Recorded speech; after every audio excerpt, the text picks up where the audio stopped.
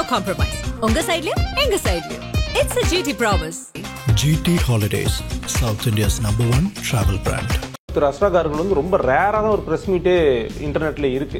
But அவர் வந்து ஒரு எஃபிஷியண்டான ஆஃபீஸராக கருதப்படுறாரு. அவருடைய ஹிஸ்ட்ரி என்ன சார்? இவருடைய சொந்த மாநிலம் வந்து பஞ்சாப். கம்ப்யூட்டர் சயின்ஸ் நினைக்கிறேன். இன்ஜினியரிங் ஏதோ ஒரு முடிச்சுட்டு அப்புறம் காக்கி மேல் உள்ள காதலால் யூபிஎஸ்சி எழுதி ஐபிஎஸ் பாஸ் ஆகி அவர் தமிழ்நாடு கேடரில் ஐபிஎஸ் ஆஃபீஸராக 2004 ஜாயின் பண்ணுறாரு. அவர் முதல்ல ஐபிஎஸ் முடித்தோடனே இங்கே வந்து ஜாயின் பண்ணுறது தமிழ்நாடு கேடரில் செலக்ட் ஆகிட்டார். அவர் எப்போ பரபரப்பாக பேசப்பட்ட நபராக மாறினார் அப்படின்னா, பொட்டு சுரேஷ் என்ன அப்படின்னா ஒரு போலீஸ் ஆஃபீஸரை வந்து ஒரு லேடி போலீஸ் ஆஃபீஸரை வந்து ஒரு தகாத வார்த்தையில் திட்டிதார். அப்போ இவர் வந்து தென்மண்டல ஐஜி பொட்டு சுரேஷை அடித்து இழுத்துட்டு வந்து ஸ்டேஷனில் கீழே உட்கார வச்சிட்டாப்புல. உட்கார வச்சுட்டு எந்த லேடி போலீஸ் ஆஃபீஸரை இவர் வந்து தகாத வார்த்தைகள் திட்டினாரோ அந்த லேடி போலீஸ் ஆஃபீஸரை வர சொல்லி ஸ்டேஷனுக்கு. இன்னொரு சம்பவம், மனிதாபிமானம் உள்ள ஒரு சம்பவம். என்ன பண்ணுறாங்கன்னா, ஒரு அம்மா வந்து தன்னுடைய கணவர் ஸ்டேஷனுக்கு வருது. அப்போதான் தெரியும் போலீஸுக்கு ஒரு கூடுதல் அதிகாரம் இருக்குது. போலீஸ் கூடுதல் அதிகாரத்தை பயன்படுத்தி வழக்கு பதிவு பண்ணலாம், விடுதலை பண்ணலாமா. அப்போ அந்த அவருடைய போலீஸ் பவருடைய கூடுதல் அதிகாரத்தை பயன்படுத்தி அந்த மாதிரி வழக்கை பதிவு பண்ணால் மீட்டு கமிச்சிட்டார். அப்படிப்பட்ட அஸ்ராக் காருக்கு தான் வந்து சென்னை ஹைகோர்ட்டுடைய நீதிபதி செந்தில்குமார் வந்து இந்த கரூர் ஸ்டாம்பேட் வழக்கில் வந்து சிறப்பு புலனாய்வு அதிகாரியாக இவர் போட்டிருக்காரு. இவர் தலைமையில் ஒரு டீம். 50க்கும் மேற்பட்ட உலக நாடுகளில் 100 கோடிக்கும் அதிகமான ஆகாயம் தமிழ் பார்வையாளர்களுக்கு பேரன்பும் திருநன்றி. ஆகாயம் நேயர்களுக்கு வணக்கம். கரூரில் நடந்த அந்த கூட்ட நெரிசலை பற்றி விசாரிக்கிறதுக்காக ஒரு special investigation team SIT form பண்ணியிருக்காங்க. இந்த டீம் வந்து ஐபிஎஸ் அதிகாரி திரு அஸ்ராக் அவர்களுடைய தலைமையில் தான் வந்து இயங்குது. யார் இவர்? தமிழ்நாடு காவல்துறையில் one of the most efficient police ஆஃபீஸராக இவரை கன்சிடர் பண்ணுறதுக்கான காரணம் என்ன? இது குறித்து நம்ம பேச போகிறோம். நம்ம கூட மூத்த பத்திரிகையாளர் திரு சுபேர் அவர்கள் இருக்காங்க. வணக்கம் சார். வணக்கம் சார். பொதுவாக ஐபிஎஸ் அதிகாரிகள் பற்றி நம்ம பேசும்போது ஒரு சில பேர் நமக்கு ரொம்ப நோன் ஃபேஸஸாக இருப்பாங்க. ஆனால் பெரிய அளவில் பத்திரிகையெல்லாம் வந்திருக்க மாட்டாங்க. அதில் திரு அஸ்ராக் அவர்கள் வந்து ரொம்ப ரேரான ஒரு ப்ரெஸ் மீட்டே இன்டர்நெட்டில் இருக்குது. பட் அவர் வந்து ஒரு எஃபிஷியண்டான ஆஃபீஸராக கருதப்படுறாரு. அவருடைய ஹிஸ்ட்ரி என்ன சார்? இல்லை, அவர் வெளியில் தெரியாட்டியும் அவர் செஞ்சிருக்க செய்கைகள்லாம் பெரிய பெரிய செய்கைகள் செஞ்சுருக்கிறாரு. ஓகே. இவருடைய சொந்த மாநிலம் வந்து பஞ்சாப். நிறைய பேர் மகாராஷ்டிரான்னு சொல்லிட்டு இருக்கிறாங்க. மகாராஷ்டிரா கிடையாது, பஞ்சாபில் பாட்டியாலாங்கிற ஒரு சிட்டியில் அவர் பிறந்திருக்கிறாரு. அங்கே டிஏவி ஸ்கூல் நம்ம ஊரில் இருக்கு இல்லையா, டிஏவி ஸ்கூல் எல்லா ஊர்லேயும் எல்லா ஸ்டேட்லேயும் இருக்குது. அந்த டிஏவி ஸ்கூலில் படிச்சிருக்காரு. அதுக்கப்புறம் இன்ஜினியரிங் கம்ப்யூட்டர் சயின்ஸ் நினைக்கிறேன். இன்ஜினியரிங் ஏதோ ஒரு முடிச்சுட்டு அப்புறம் காக்கி மேல் உள்ள காதலால் யூபிஎஸ்சி எழுதி ஐபிஎஸ் பாஸ் ஆகி அவர் தமிழ்நாடு கேடரில் ஐபிஎஸ் ஆஃபீஸராக 2004 ஜாயின் பண்ணுறாரு. தமிழ்நாட்டில் அவர் முதல்ல ஐபிஎஸ் முடித்தோடனே இங்கே வந்து ஜாயின் பண்ணுறது தமிழ்நாடு கேடரில் செலக்ட் ஆகிட்டார். வேலூர் சிட்டியில் அவரை வந்து போடுறாங்க. வேலூர் சிட்டிக்குள்ளே நிறையா அந்த கந்து வட்டி பிரச்சனை இருந்துச்சு. எடுத்தோடனே அதிரடியான ஆக்ஷன் தான். நிறையா அந்த கந்து வட்டிகளை ஒழிப்புறதுக்கு ஒரு மாதிரி ஃபாஸ்ட்டாக நடக்கக்கூடிய ஆள். அதுக்கு பிறகு 2000 அவர் எப்போ பரபரப்பாக பேசப்பட்ட நபராக மாறினார் அப்படின்னா 2008 தென்மண்டல ஐஜியாக அவர் போடுறாங்க. தென்மண்டல ஐஜினா மதுரை சுற்றி இருக்கக்கூடிய மாவட்டங்கள் ஃபுல்லாக, திருநெல்வேலி, தேனி, திண்டுக்கல், தூத்துக்குடி வரைக்கும், ராமநாடு கன்னியாகுமரி வரைக்கும் வந்து தென்மண்டல ஐஜியாக இவரை போடுறாங்க. அப்போ வந்து தென்மண்டலத்தினுடைய தளபதியாக இருக்கிறவர் யாருன்னா அண்ணன் அழகிரி. திமுக அன்றைக்கி வந்து பவர்ஃபுல்லாக இருக்குது. அவர் அழகிரி அவர் ரொம்ப ஆக்டிவாக இருக்கார். தென் மண்டலங்களில் அவர் மீறி எதுவும் பண்ண முடியாது அந்த மாதிரி. அப்போ தான் அவர் அந்த போஸ்டிங் போடுறாங்க. அங்கே பண்ண சில விஷயங்கள் தான் எல்லோரையும் வந்து ரொம்ப ஒரு அதிர்ச்சியாக பார்க்க வச்சது, ஆச்சரியமாக பார்க்க வைத்தது. கருணையாக இருக்க வேண்டிய இடத்தில் கருணையாகவும், ரொம்ப கட்டுப்பாடாக இருக்க வேண்டிய இடத்துல கட்டுப்பாடாகவும், கராராக இருக்க வேண்டிய கராராகவும் இருந்திருக்கிறார். அதுக்கு நிறைய சம்பவங்கள் சொல்லலாம். அப்படியே தென்மண்டலத்தில் அவர் ஐஜியாக இருக்கிறப்ப தான் அழகிரி அவருடைய ரொம்ப கோல வச்சுக்கிட்டு இருக்கிறாரு. அவர் சொல்கிறவர் தாங்க அந்த மாவட்டத்துக்கான அமைச்சர், எல்லாமே ஒட்டுமொத்தமாக கண்ட்ரோல். அப்போ அவருடைய பேரை சொல்லி சில கும்பல் அங்கே பண்ணிட்டு இருப்பாங்கல்ல, ஒரு அட்ராசிட்டி, அவருடைய அண்ணனுடைய ஆள் அப்படின்னு. அந்த மாதிரி ஒரு நபர் தான் வந்து பொட்டு சுரேஷ். ஓகே. அதாவது இவருடைய ரைட் ஹேண்ட் இல்லையா? ரைட் ஹேண்டு மனசாட்சின்னு சொல்லுவாங்க. ஆனால் வந்து அவர் மாதிரி நிறைய பேர் இருந்தாங்க. ஆக்சுவலி வெளியில் சொன்னது என்னென்னா, அண்ணன் தெரியும், அண்ணனோட இருக்கிறேன் அப்படின்னு சொல்லிக்கிட்டு நிறைய பேர் அங்கே வேறு சில வேலையெல்லாம் செஞ்சுருந்தாங்க. அதனால கட்சிக்கு மிகப்பெரிய கெட்ட பேர் ஏற்பட்டுச்சு 2011. அதனால தான் திமுக அந்த பகுதியில் பெருமளவில் தோத்துச்சு. ஏன்னா அவர்கள் செய்த சில சேட்டைகள்லாம் வந்து மக்கள் மத்தியில் மிகப்பெரிய அளவில் முகம் சுளிக்க வேலையாகி போச்சு. அவரை வைத்து செய்வாங்க. அவருக்கு தெரிஞ்சு செஞ்சாங்களா தெரியாமல் செய்கிறாங்கன்னு தெரியல. இந்த அரசியல்வாதிகளை சாண்டி ஒரு கும்பல் இருக்கும்ல, அந்த மாதிரியான கும்பலில் முக்கியமான நபர் தான் இந்த பொட்டு சுரேஷ். டக்குனு ஏதாவது போலீஸ் மாட்டினா என்னங்க பிடிக்கிறீங்க, அண்ணனோட ஆளுங்க, அண்ணன் வீட்டில் இருந்தாங்க வர்றேன் அப்படின்ற மாதிரி இது போகிற ஆட்கள். அப்புறம் ஃபோட்டோ வச்சுருப்பாங்க. அந்த வெள்ளை சட்டையில் அந்த ஃபோட்டோ இருக்கும்.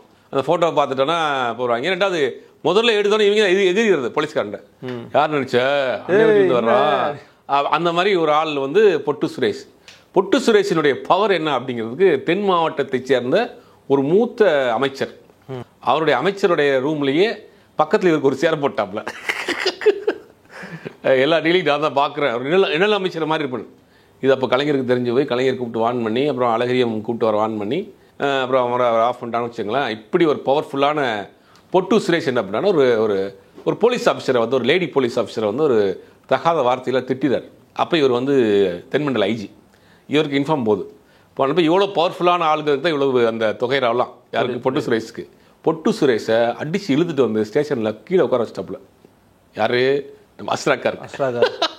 எவ்வளோ பவர்ஃபுல்லான ஒரு நபர் உட்கார வச்சுட்டு எந்த லேடி போலீஸ் ஆஃபீஸரை இவர் வந்து தகாத வார்த்தைகள் திட்டினாரோ அந்த லேடி போலீஸ் ஆஃபீஸரை வர சொல்லி ஸ்டேஷனுக்கு கைப்பட அவங்களுக்கு கம்ப்ளைண்ட் எழுத சொல்லி எஃப்ஐஆர் போட்டு உள்ளதுக்கு போட்டார்.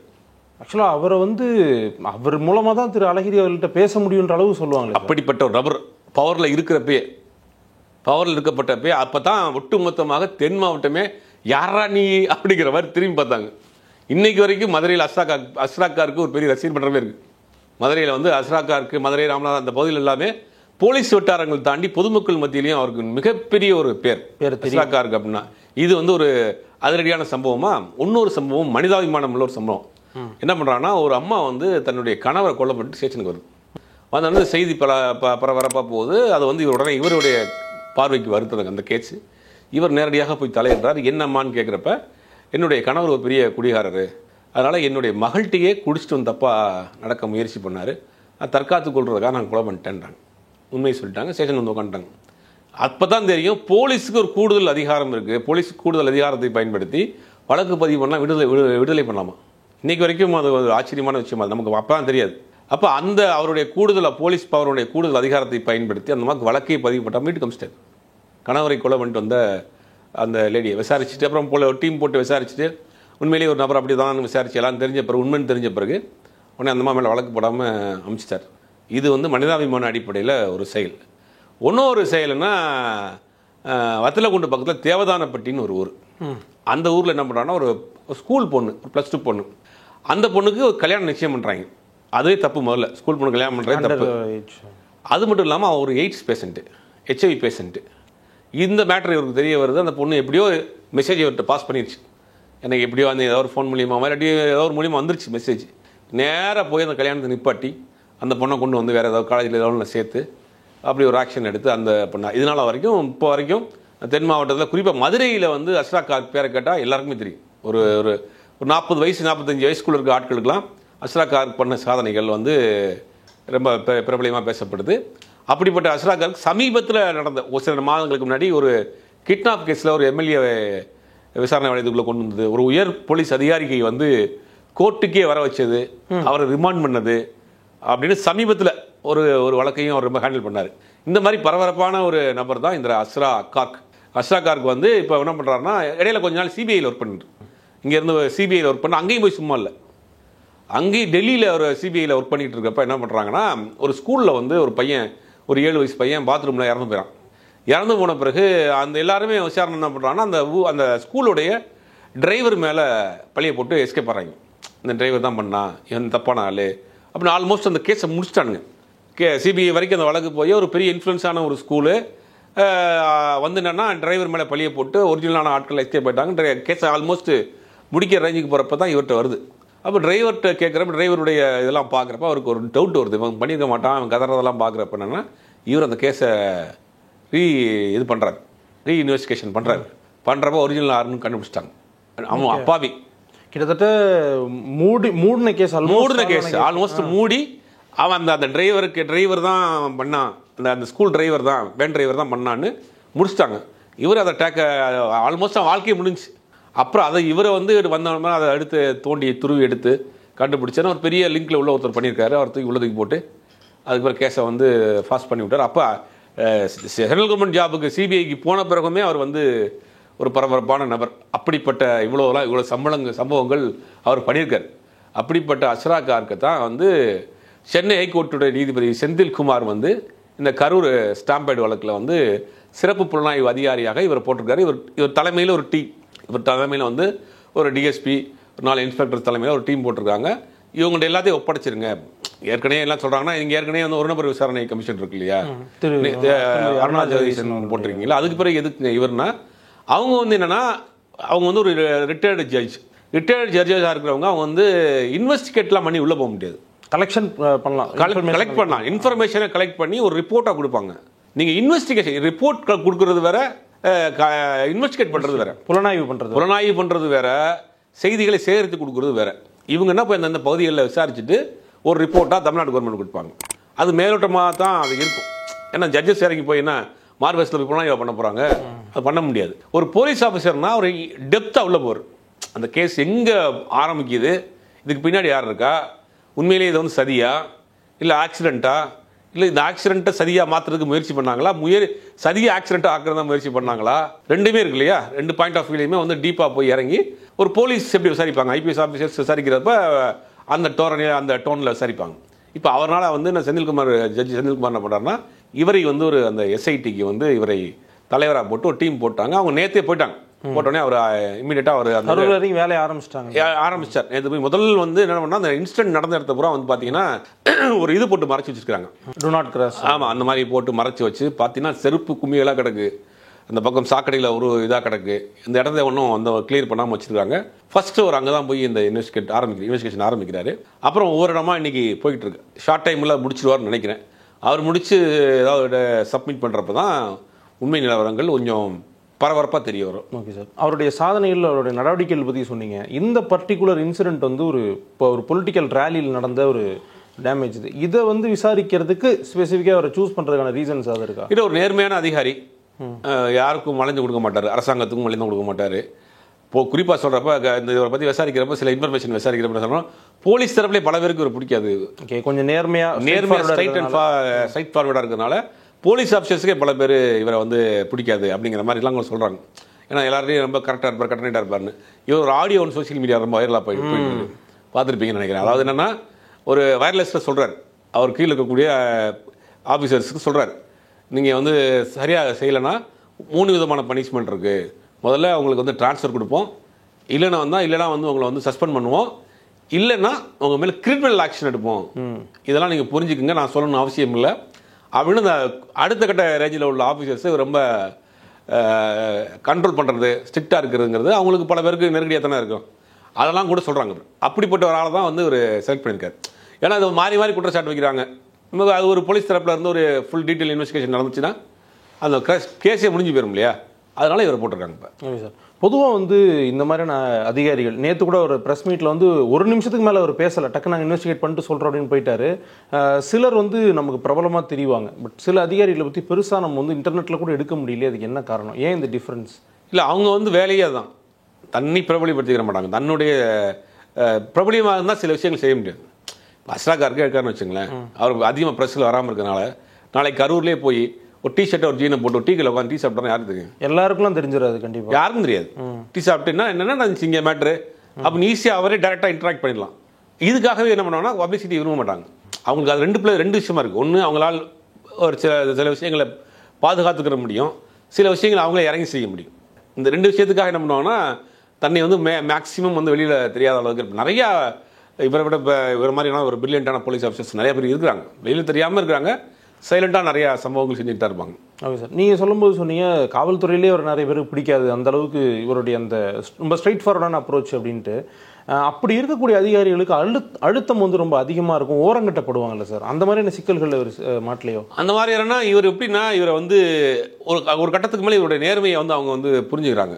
வேற வழி இல்லை இவர் வந்து இது பண்ண முடியாது, இல்லாட்டி வேற மாற்றிட்டு போகணும்னு போயிட்டு இருப்பாரு. அப்போ அதெல்லாம் நினச்சிடாங்கன்னா இவர் ஓகே ஒரு சில விஷயங்கள் நேர்மையாக நடக்கணுங்கிறதுக்காக இவர் வந்து அட்ஜஸ்ட் பண்ணி தான்.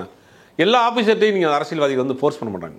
யார் வளைஞ்சு கொடுக்குறான், யார் வந்து நமக்கு ஃபேவராக இருப்பான்னு பார்ப்பாங்க. ரொம்ப ஃபேவராக இருக்கணும்னு பக்கத்தில் வச்சுக்கிடுவாங்க, வளைஞ்சு கொடுக்காத ஆளுநர் கொஞ்சம் தூரமாக வச்சுருப்பாங்க. அப்போ இவர் அந்த கேட்டகரி. அப்போ அதனால ஒட்டுமொத்தமாக அவங்க மேலே பழி வாங்க முடியாதுல்ல. அப்படி 4 பேர் இருக்க தானே செய்வாங்க. எல்லாருமே தப்பான போலீஸ் ஆஃபீஸர் கிடையாது, எல்லாருமே தப்பான ஆட்கள் கிடையாது, அதுலேயும் 4 பேர் நேர்மையான ஆட்கள் இருக்க தான் செய்வாங்க. எஸ்ஐடி ஒரு பக்கம் விசாரிக்கிறாங்க, இந்த கமிஷன் ஒரு பக்கம் இருக்குது, தவிர மத்திய அரசாங்கம் ஒரு கமிஷன் கொடுத்துருக்காங்க. இப்போ இவ்வளோ பேர் இருக்காங்களா சார், தவிர நிறைய டீம் ஒர்க் பண்ணுறாங்க. இதில் யாருடைய இதுக்கு அதிக முக்கியத்துவம் கொடுக்கப்படும் சார்? முக்கியத்துவம் கொடுக்கப்படுறங்கிறது இப்போ ஹேமா மாலினி தலைமையில் எம்பி ஹேமா மாலினி 8 பேர் கொண்ட குழு வந்து பண்ணுறாங்க, வந்திருக்கிறாங்க. அவங்களுடைய இன்வெஸ்டிகேஷன் எப்படி அப்படிங்கிறது நமக்கு தெரியும். அவங்க எல்லாமே டெல்லியிலேருந்து வந்திருக்கிறாங்க. அவங்களுக்கு கரூரை பற்றின பெரிய டீட்டெயில் தெரியாது. டிரான்ஸ்லேஷனுக்கு ஒருத்தர் வேணும். அவங்க யாராவது ஒருத்தவங்க லோக்கல் இருக்கக்கூடிய பாஜக நிர்வாகி குறிப்பிட்ட இடத்துல அண்ணாமலை அவர்களே டிரான்ஸ்லேட் ஒரு பாயிண்டாக கூட்டு போய் அங்கே வச்சு இங்கே சொல்லுவாங்க. அதை அவங்க அப்படியே ரிட்டர்ன் எழுதி கொடுத்துட்டு போயிடுவாங்க. பெருசாக டெப்த்தாக இறங்கி உள்ளே போயெல்லாம் அவங்களால பண்ண முடியாது. இப்போ அது ஆல்மோஸ்ட் இந்த அருணா ஜெகதீசன் நீதியரசர் அவங்க தலைமை போட்டிருக்காங்கன்னா அவங்க என்ன பண்ணால் மேலோட்டமாக தான் அவங்க வந்து அவங்களுடைய லிமிட்ஸ்க்கு மேலே போக முடியாது. போலீஸ் தரப்பில் போட்டிருக்க எஸ்ஐடிங்கிறது வந்து டெப்த்தாக இறங்கி போயிடுவாங்க. இறங்கி போய் அந்த அந்த காரணம் நூக்கன் காரணம்னு சொல்லுவாங்க இல்லையா, அதனுடைய முனி வரைக்கும் போய் அவங்க வந்து பண்ணுறதுக்கு அவங்களுக்கு தெரியும். போலீஸ் ஆஃபீஸராக இருக்கிறதுனால இந்த வழக்கை எப்படி விசாரிக்கணும், இந்த வழக்கை வந்து அவங்க பல கோணத்தில் விசாரிப்பாங்க. ஒரு 10 டீம் போட்டிருக்கிறாங்க. 10 டீம் 10 இடங்களில் போவாங்க. 10 நியூஸ் வரும். 10 மெசேஜை கலெக்ட் பண்ணி அதுலேருந்து ஒன்று சூஸ் பண்ணி அதை நோக்கி போவாங்க. ஒரு 10 டீம் இருக்குன்னா ஒவ்வொருத்தவங்க ஒரு பாயிண்ட் ஆஃப் வியூவில் போய் அதை பற்றி இன்வெஸ்டிகேஷன் ஆரம்பிப்பாங்க. அப்போ எல்லாரும் கலெக்ட் பண்ணி வந்திருக்கக்கூடிய அந்த செய்தியை வைத்து எது பெட்டராக இருக்குது, அப்போ இந்த ரூட்டில் போகணுன்ட்டு இன்னொரு ரூட்டில் அவங்க சூஸ் பண்ணி போவாங்க. அப்போ அதுதான் ஏறக்குறைய வந்து ஓரளவுக்கு தெளிவான இதுக்கு நமக்கு கிடைக்கும். ஓகே. பட் அவங்கெல்லாம் பண்ணுறது தப்புன்னு சொல்லலை. பட் அவங்க ஒரு அளவுக்கு மேலே அவங்க லிமிட், ஒரு எம்பியாக இருக்கிறவங்க வந்து இறங்கி போக முடியல. என்ன டைப்பில் அவங்க விசாரணை அவங்க ஒரு மேலோட்டமான டைப்பில் பண்ணுவாங்க. இப்போ ரிட்டையர்ட் ஜட்ஜஸாக இருக்கிறவங்க அவங்க ஒரு கேட்டகரியில் ட்ரை பண்ணுவாங்க. இவங்க மட்டும்தான் டீப்பாக இறங்கி உள்ளே போய் பண்ணக்கூடிய ஆட்கள். அப்போ இவங்க கொடுக்குறதுல தான் நமக்கு வந்து சில விஷயங்கள் ரொம்ப டெப்த்தான விஷயங்கள்லாம் வெளியில் வரும். Okay sir. இப்போது நீங்கள் சொன்ன மாதிரி இவங்க ஒரு பக்கம் போய் அவங்களோட இன்வெஸ்டிகேஷன் பண்ண போகிறாங்க. இந்த வழக்கை முதல்ல பதிஞ்சு வந்து கரூர் டவுன் போலீஸ் தான். அவங்களுக்குள்ள எதுவும் கிளாஷ் வந்துடாதா சார்? இல்லை இந்த சூழ்நிலையை புரிஞ்சுக்கிட்டு அட்ஜஸ்ட் பண்ணி தான்? இல்லை, இது அவங்களுக்கு வந்து ரொம்ப சேஃப்டி. அது ஓகே. எஸ்ஐடி கிட்ட தள்ளி விட்டாங்கன்னா இருக்கு எஃப்ஐஆர் போட்டிருப்பாங்க. எஃப்ஐஆர் காப்பியை கையில் கொடுத்துருவாங்க. ஐயா நீங்கள் சொல்கிறதுக்கு வர்றோம் ஐயா, எங்கே நினச்சி இடத்த காட்டுங்கம்பாங்க. கொண்டு போய் காட்ட போகிறாங்க. அவங்க ஏதாவது முழு பொறுப்பு எஸ்ஐடிக்கு போயிடுச்சு. ஆல்ரெடி டிஎஸ்பி வந்து அவருடைய இன்வெஸ்டிகேஷன்லாம் ஹேண்ட் ஓவர் பண்ணிட்டாரு. எல்லா டீட்டெயில் டாக்குமெண்ட்ஸையும் கொடுத்துட்டாங்க. நேற்றே அவங்க விசாரணைக்கு இறங்கிட்டாங்க. நேற்றே அவர் ஃபுல்லாகவே கரூர் அந்த ஏரியாவெல்லாம் சுற்றிட்டு இருக்காங்க. அதனால் அந்த மாதிரி கிளாஸ் வருது. ரெகுலராக நடக்கிறது தான். ஒரு பெரிய இன்சிடென்ட் நடந்துச்சுன்னா அதை வந்து ஸ்பெஷல் டீம் இன்வெஸ்டிகேட் பண்ணுறதுங்கிறது ரெகுலராக காலங்காலமாக நடக்கிறது தான். அந்த மாதிரி இப்போ வந்திருக்காங்க. Okay sir. இது குவிக்காக முடிஞ்சிருமா இல்லை இது ஒரு லாங் ஸ்டாண்டிங் இன்வெஸ்ட்? இல்லை, போகிறதுக்கு வாய்ப்பு இல்லை. ரொம்ப குவிக்காக முடிச்சிருவாங்க. நான் தெரிஞ்சு ஒரு 2-3 மந்த்ஸ்க்குள்ளேயே வந்து சப்மிட் பண்ணிடுவாங்க டாக்குமெண்ட்டு. அதுக்குள்ளே கண்டிப்பாக நமக்கு எல்லாம் எலெக்ஷன் முன்னே கண்டிப்பாக தெரிஞ்சிடும். Okay sir. அந்த அப்டேட் வந்த உடனே அதை தொடர்ந்து பேசுவோம். உங்களுடைய கருத்துக்களுக்கும் நேரத்துக்கும் ரொம்ப நன்றி சார். No compromise. உங்க சைடுலயும் எங்க சைடுலயும். It's a GT promise. GT Holidays, South India's #1 travel brand.